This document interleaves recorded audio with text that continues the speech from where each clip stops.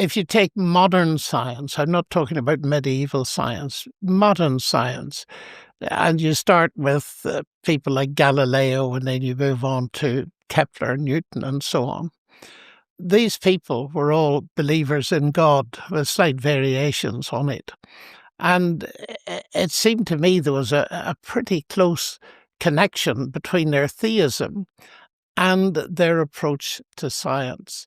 And in general, historians of science, and when I came to Oxford after a while, I worked for a time with John Hedley Brooke, who was the first professor of science and religion here, and a wonderful historian. Yeah. And he was very cautious, but he said there certainly does seem to be a connection between the biblical worldview and the rise of modern science. So sometimes I say to people who ask me that question that I'm not remotely ashamed of being a scientist, if you count mathematicians as scientists, and a Christian, because arguably it was the Judeo-Christian worldview that gave me my subject. So I think there's a deep resonance there.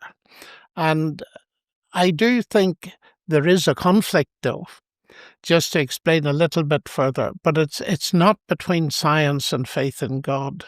And I often illustrate this by thinking of the Nobel Prize in Physics. Because, take, for example, Higgs, Peter Higgs, who won it, Scotsman, atheist, brilliant physicist. And then there's another person I know, Bill Phillips, an American Nobel Prize winner for physics and a Christian. And what that tells me, Alex, really is this, that their difference isn't in the realm of physics at all, or science, it's in worldview. And I see a real conflict between the theistic worldview and the atheistic worldview, and there are scientists on both sides. And so I feel that if we take that on board, we can make a more sensible exploration of this whole, well, I think it's a myth, and a lot of historians do as well, that science and religion are necessarily in conflict.